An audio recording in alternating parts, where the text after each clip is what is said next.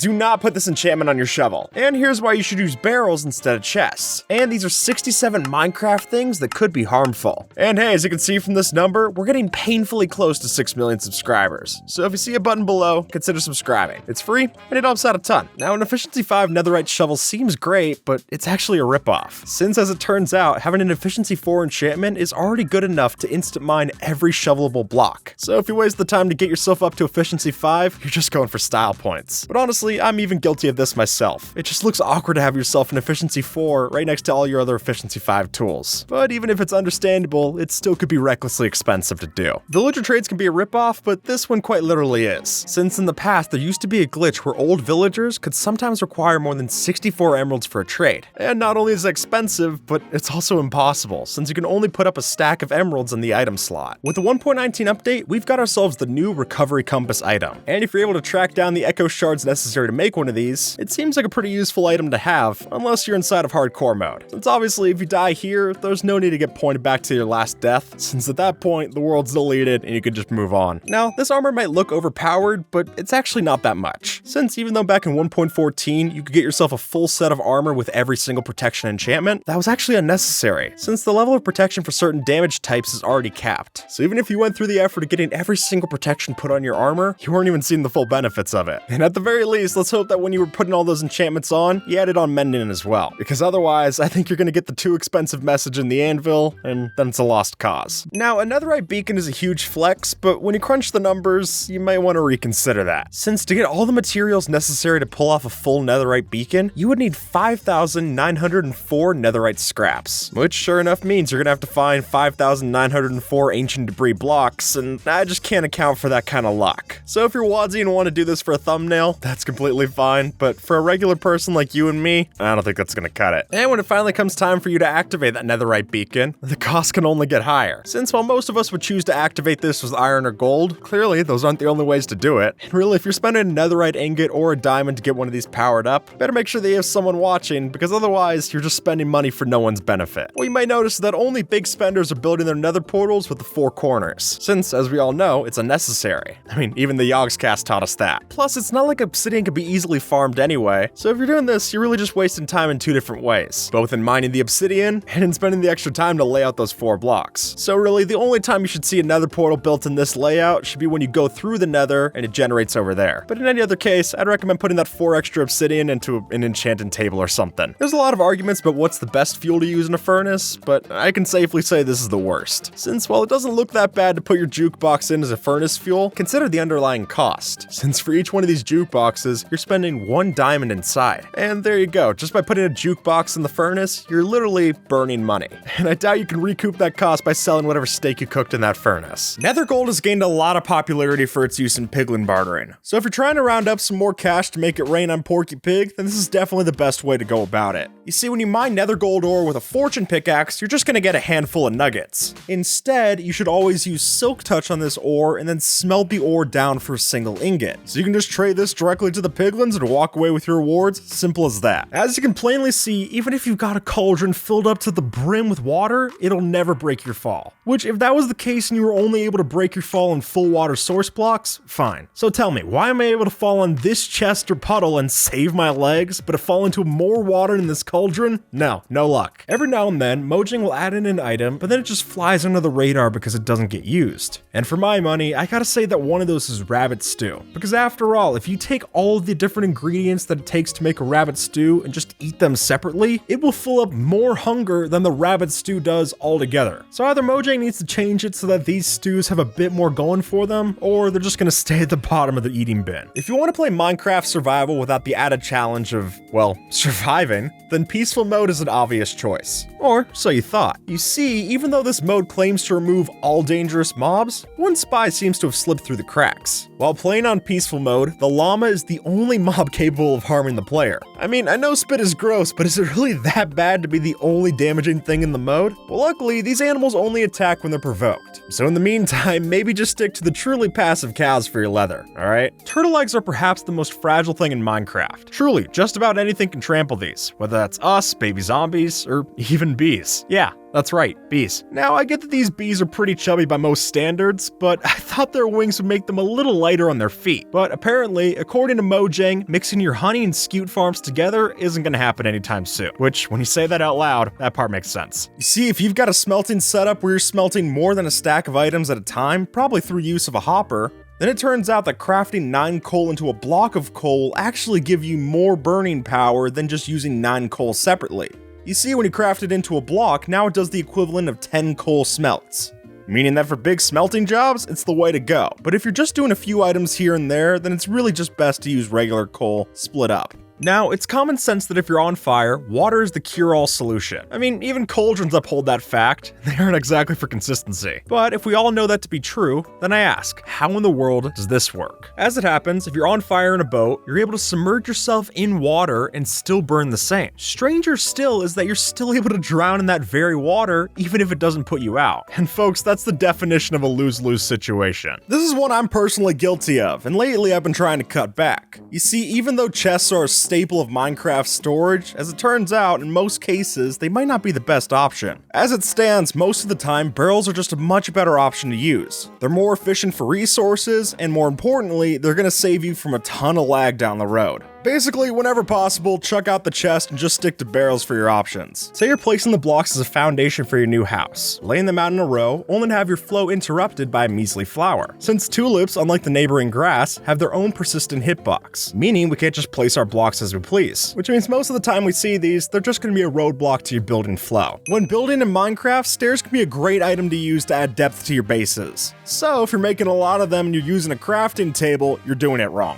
This one mostly applies to people who've been playing Minecraft since before the stonecutter was added in, because as soon as you see how many blocks this can save you when applicable, there really is no reason not to use this thing. And when you're crafting as many stairs as I do, it really does add up, so I'm glad to take my discounts when I can. Laying out a redstone contraption can be tough work. And nothing kills the pride of putting in all that hard work just to have it be broken because you placed it on a regular ground block. You see, if you're doing your redstone on a naturally occurring block, then it's just going to be a recipe for confusion. So instead, just color code your contraption, which in turn makes the redstone even easier to fix, as now you can just look at one part instead of the whole thing. Stop building your crop farms like this, but instead, you got to do it like this. And that's not just personal preference, but it's actually coded into the game where the crops grow faster if they're planted in rows. So to fix this problem, what you should be doing in your farms is either alternating your crop rows or leaving about one block of space in between. And no joke, because of this secret feature, you'll see an immense increase to your growth speed. And when you go to replant your next harvest, you'll want to keep that in mind. Accidentally crafting something is a bad time that we've all been through, because when you mistakenly craft another chest plate for your friend, that's a lot of value that you just washed down the drain. Now sure, you could smelt it in your furnace for a return, but folks, that's a ripoff in its own way. A full durability iron or gold chest plate, which costs 72 nuggets to craft, reduces down to only 1 in a furnace. And I'm familiar with a margin of error, but that just seems ridiculous, and it's definitely not worth the attempt. Everyone knows that when you start up a new world, the wooden tools that you make at the beginning are quickly going to be outclassed. And while that's to be expected, you shouldn't just throw away those duds as soon as they're done for.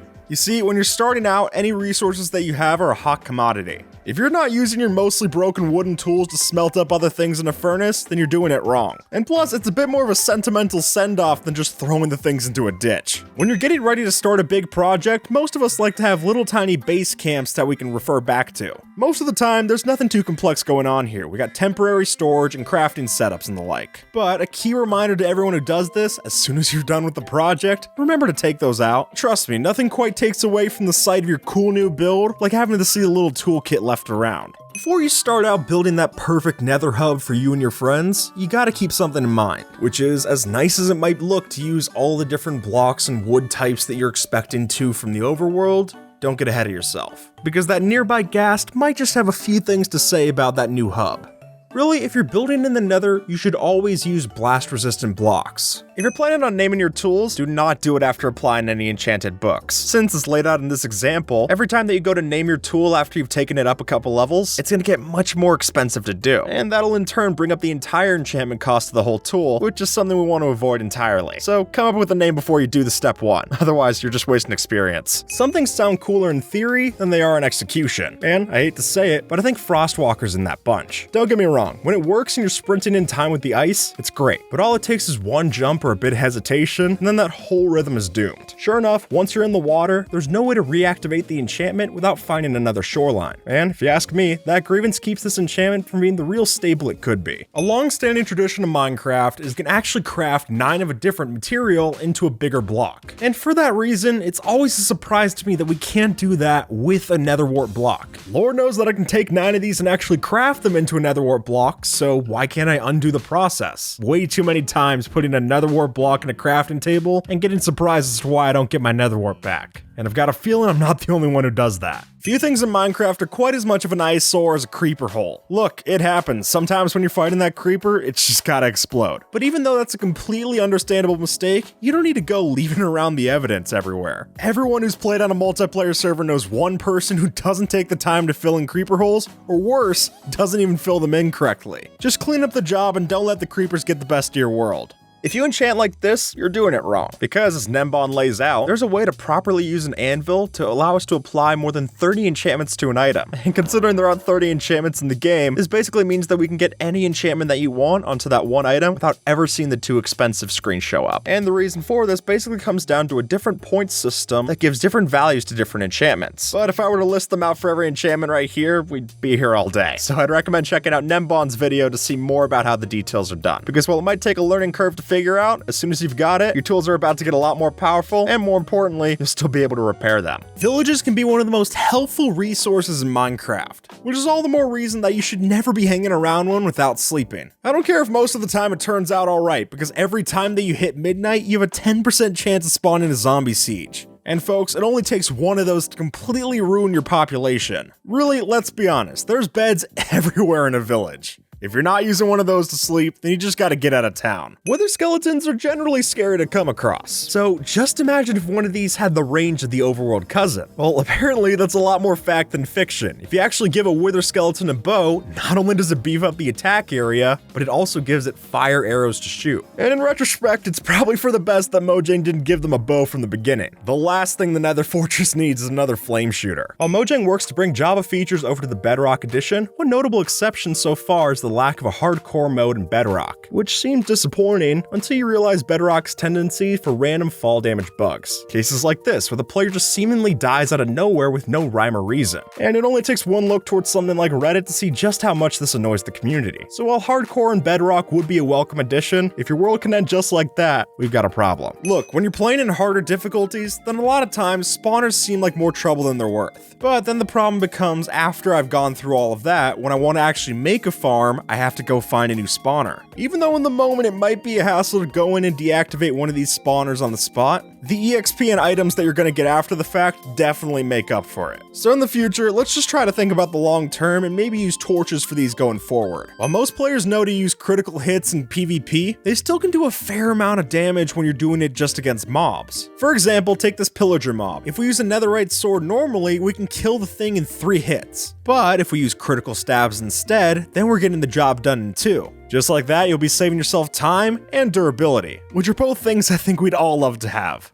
Obsidian mining is a pain in its own right, but as anyone knows, if you're mining this by lava, there's even more opportunities for irritation. Say you take the time to mine out one of these cubes, only for some then newly exposed lava to flow and then burn that item right before you could grab it. It's a rude awakening, that's for sure. And while there are ways to mitigate the risk by using a water bucket, that doesn't bring back the one I lost to the fiery abyss. And all that wasted time is surely gonna sting as you mine the next one. This shovel's too fast, which sounds like a ridiculous problem to have, but it can actually come up in certain instances. Like say I have a stack of gravel in my offhand, and I'm trying to mine them with the shovel at the same time to get flint. But if my shovel has the efficiency to insta-mine, then it breaks the gravel before it lets me place down another block. But instead, by using a slower shovel here, we can just hold down both buttons and completely mine through the stack without interruption, proving that sure enough, slow and steady can win the race. So Minecraft has its fair share of prickly blocks. Now when you're starting out, this makes sense, but when I got a full case of netherite armor on my body, I don't get why I'm still getting hit by thorns. Granted, I don't think the barrier here should be just as simple as wearing armor armor. For example, if I'm wearing a leather helmet, I should still get poked on the rest of my body. But if I've got diamonds on my chest, legs, and boots, I don't know why I'm getting hit as much. And it would make traveling through these forest biomes a whole lot less of a pain. Cauldrons are famous for not making a lot of sense, but this might take the cake. Because even though lava cauldrons behave mostly how you'd expect lava to react, it turns out they're a bit too good at it. Sure, they can burn players and items, but they are also capable of catching fire to usually lava-resistant mobs, like zombified piglins. And folks, that just blows my mind. Every feature that Minecraft adds to the cauldron is like a monkey's paw. Your wish might be granted, but not how you expect it. By themselves, villagers are an irritating mob, but when you try to move them, that frustration cranks up to 11. Since they can't be led around like pigs or cows, we need something like a boat to take them long distances. But using a boat in a village has its own problems. Namely, if you row the boat on top of a path block, you're out of luck. Since you can't row the boat upwards, that one pixel is all it takes to lock your boat to that path. And now you gotta break it and start all the way over. Potions of harming can do some real damage, but if you're making your set with a potion of healing, you might want to reconsider. You see, this potion can be brewed from either a potion of healing or one of poison. And if we compare the ingredients, the gold necessary for the glistering melon is much more useful elsewhere than the spider eye alternative. Since spider eyes are only useful for brewing, I think you'll be much happier to make your death potions this way and save those gold doubloons for a better investment. Item frames are an incredibly versatile block for decorations. And with the recent addition of glowing and invisible variants, there's even more of a reason to use item frames inside of your creative builds. But that only makes this problem all that more noticeable. Since when in creative, if you punch an item to get it out of a frame, much like you would in survival, it doesn't drop the item, but just deletes it instead. And that can be quite annoying and definitely unintuitive. So save us the hassle and just drop the item as is. Zombie gold farms are a huge help to have in Minecraft survival. But while the rest of the items that you get are easy to sort, you are going to get a lot of golden swords coming up into your chests. And after your first double chest full of broken golden swords, you're probably just wanting to trash the things. But not too fast, because it actually turns out that you can smelt the golden sword and get an extra nugget out of it. And sure enough, after a while, that extra gold is going to add up. If you're taking the time to fill up each of your water bottles using the cauldron, one water source will only fill up 3 bottles that it needs. But if instead you just take that water source out of the cauldron and place it nearby, then you can fill up an infinite amount of bottles from that. And when it costs 7 iron ingots to get even less return, I think it's safe to say that the cauldron's still a ripoff. When digging a staircase in Minecraft, I think a lot of us tend to think a little too short term. Because sure, mining a 2-block tall staircase on the way down to the mines is fine, but as soon as you try to get back up that staircase, you're going to hit your head on every single one of those ceiling blocks. You don't have to do anything fancy, just an extra block or two can make it way less painful to go down into your mines. Trust me, your noggin will thank you for it. Now I get it, math isn't on any of our priority lists, but sometimes when you manage to crunch the numbers, you can actually save yourself some resources. For example, if you're ever going about just smelting 1 log as fuel, you're doing it wrong. If you just turn that 1 log in a crafting table into 4 planks, now all of a sudden you're doing a 4 times return on what you would normally smelt. And plus, it's just fun to get quadruple the results for minimal effort. Now anyone who's ever played around with a lot of mobs knows that having plenty of entities in a small area is going to cause a lot of lag. But the thing is, some of us are guilty of building with a lot of entities without even realizing that they're true entities. Like, I'll agree, it looks great to have your storage system with all of these different item frames. But if you've ever done one of those in actuality, then you know better than anyone else that those suckers cause so much lag in bulk. So use them a bit more sparingly, and the extra frames per second will be a definite reward. When you're playing Minecraft long enough, the misclicks are sure to happen. And while most of the time they're just no harm, no foul, if you're holding around an axe all the time, then you could cause some damage. I have a bad habit of doing this every time I try to open up a door with an axe. I'll always just hit the logs that are on either side of it. So to save yourself from this kind of embarrassing mistake in the future, just go around your world holding some other tool in your hand. And then you can just save your axe for when it's actually useful. Stockpiling the Eyes of Ender to both find and fix the end portal is a lot of work. And it'll definitely turn your day sour if you finally find that portal and you don't have enough eyes to actually fill it up. Which is why, folks, when you're on the search for the portal, you should never be constantly using the Eyes of Ender. Each time that you're casting one of those out, you're just rolling the dice that it's gonna break. Just stick to minimalism, and that'll really be all you need. It's safe to say that Minecraft is ripping you off. If we hop over to a crafting table and lay out the material for some trapdoors, you'll see that 6 planks breaks down into only 2 trapdoors, which, when compared to the 3 doors that we get from 6 planks placed vertically, is just embarrassing. Now, wood is by no means a precious resource, but any scam, no matter how small, is still gonna sting just a bit, and this is no different. If your copper looks like this, I can tell you why it's not oxidizing. Since the way that it's coated, copper blocks need at least 4 blocks between them to oxidize at max speed, and if you have the blocks placed any closer closer together, it's gonna take much longer, especially if they're touching. So instead, a pattern like this is gonna be the quickest way to do it, helping you to build that Statue of Liberty replica and still get it finished within your own lifetime. When you first start up a Minecraft world, it's not hard to find trees as far as the eye can see. And while that feeling might make you think that you can get away with taking out a couple of them without replanting, it only takes a few repeats of that process before your base starts to look barren. Which is why, obviously, the best way to go about it is to be your team tree's self and replant every single tree that you chop down. And best yet, this is sure to keep you on Mother Nature's good side. When you start trying to work your way through the villager trading market, then you definitely gotta be looking out for this. Because sure, it's definitely cool to reroll your villager constantly to try and get the best one. But if you don't convert the villager to a zombie and then change it back right after, then you're just wasting some good trades. If you're not looking to get the hero of the village effect all the time, this is definitely a way to save a couple of your emeralds on your next book. The Ender Dragon is a destructive boss. Truly, unless the block is native to the end, the odds are that it's getting destroyed. And while it makes sense that the dragon could break down your cobblestone tower, why are ender chests on that list? After all, they're made of obsidian, so the logic would figure these are pretty safe. But as you can see when we put these next to the dragon, that's just not true. But hey, at least if she breaks this chest, your items are still well and good up in the cloud. You see, while it is possible to shear a white sheep and then take its wool with a dye in the crafting table to craft a new colored wool, for that same one dye, you could change the wool color of another sheep, and now every single shear that you do is going to give you that new wool. All it takes is one round of shearing and you're already saving yourself some dye.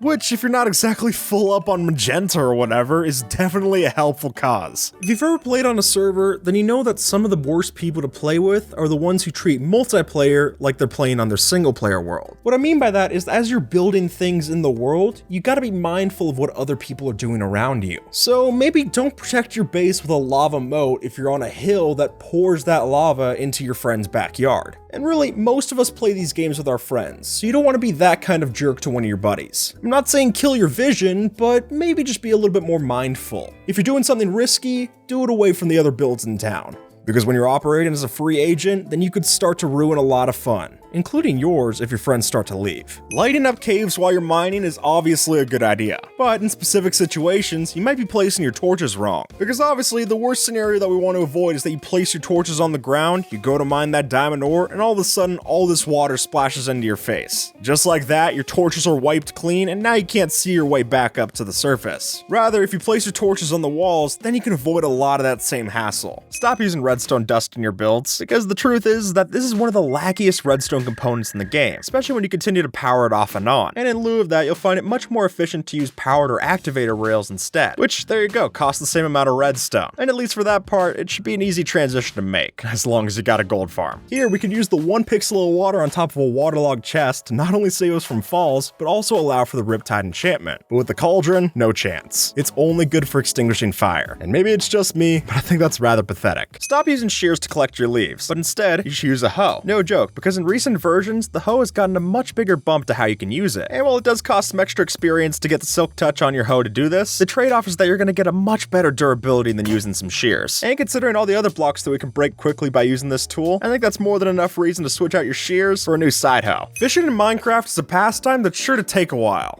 So if you're looking to save yourself some of that tedium, then you should never be fishing in a spot that doesn't allow for the rain bonus. As some of you might know, if you actually fish in a spot while it's raining in open air, then you're actually able to get a bit of extra points when you're fishing. So really, if you find yourself constantly casting a line down in the dark, then you should take your fishing rod, move it out into the open air, and expect to reap the rewards. Every now and then, you run a little low on a resource like clay, and now you gotta go dig at the bottom of a lake. And even though the amount that you need might be pretty small, you should never be digging underwater without an air pocket, or aqua affinity. Mining while you're submerged takes 5 times longer than doing it regularly, which is a significant difference, and if you're mining multiple blocks at a time, it really adds up fast. So if you don't have enough levels for aqua affinity, then at the very least, plot out the time to give yourself an air pocket. For a lot of us building in survival mode, mobs are the bane of our existence. And while most of the time we try to design around not getting any creepers into the institution, I think what you also gotta keep in mind is making sure that the walls are spider-proof. Because after all, if you just have a stubby barrier that allows any spiders to crawl into your fortress, it's not much of a fortress, is it? As most of us know, any good wall needs a couple of ledges and definitely height to keep the riffraff out. And better yet, it'll look so much nicer than just having some 2-block high cover around your base.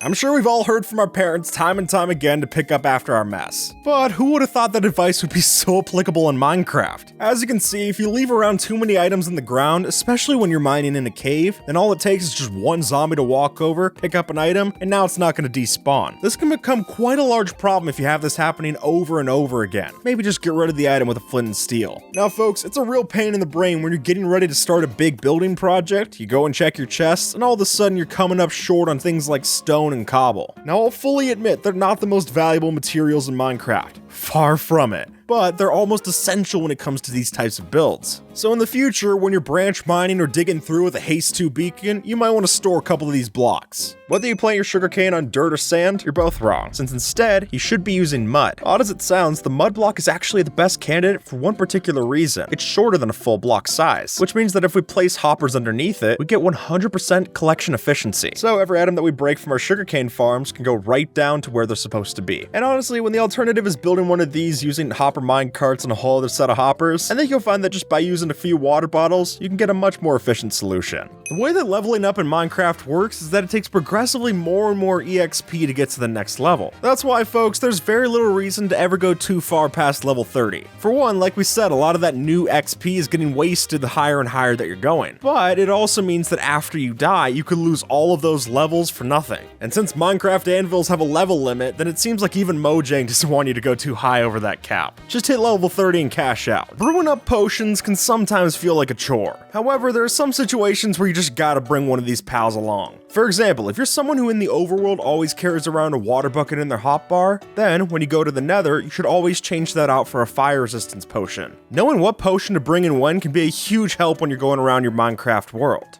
And more importantly so, it can get you out of danger when you need to. And with that folks, YouTube thinks that you might like this video, so see if they're right and have a good one, alright?